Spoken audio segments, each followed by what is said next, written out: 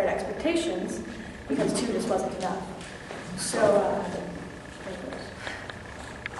there it was, Miss Havisham's, the place I spent most of my boyhood when I wasn't in the forges with Joe. I stood there, reminiscing on my time with her, but most importantly, with Estella. The name was like an oddly chilling warmth in my mind, bittersweet. This woman had put me through hell and rescued me from it, only to send me right back. And she had done it multiple times. The nostalgia crept up on me even more so with all the flashbacks. How naive I was in my youth, falling for a girl so out of my reach, loving her with so much of myself that I knew I should have expected nothing in return. Because of her, my heart had turned cold and loveless. As cliche as it may have been, I would never love again. Pip, a voice came from behind me, sugary and cold, yet inquisitive. Pip, is that you? I turned to see if it was truly the voice I had expected. Why, Stella, an obligatory smile crossed my face. Though I slightly was genuinely pleased to see her, I was frosted with callous.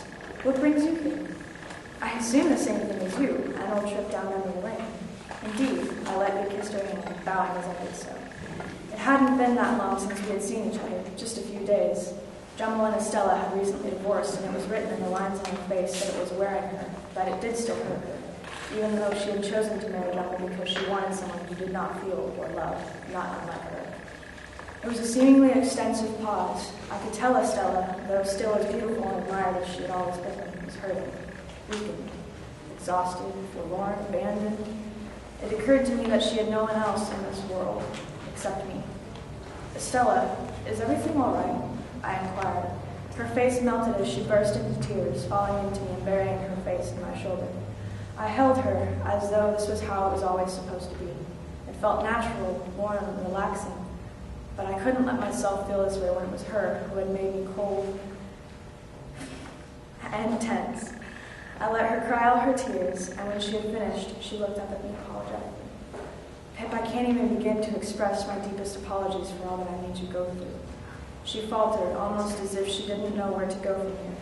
I had a sense of certainty that she was saying this in all sincerity, but past experiences with her had warned me not to trust this dame with my heart again, for it would only break.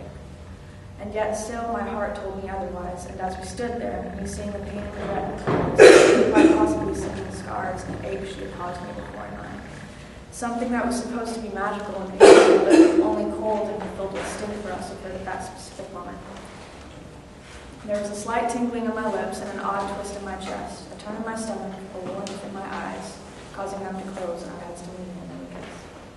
The moment I had longed after for so long, when love was more than just a dream we struggled so hard to remember, but only got in foggy haze, had finally come, and it meant less to me than most anything.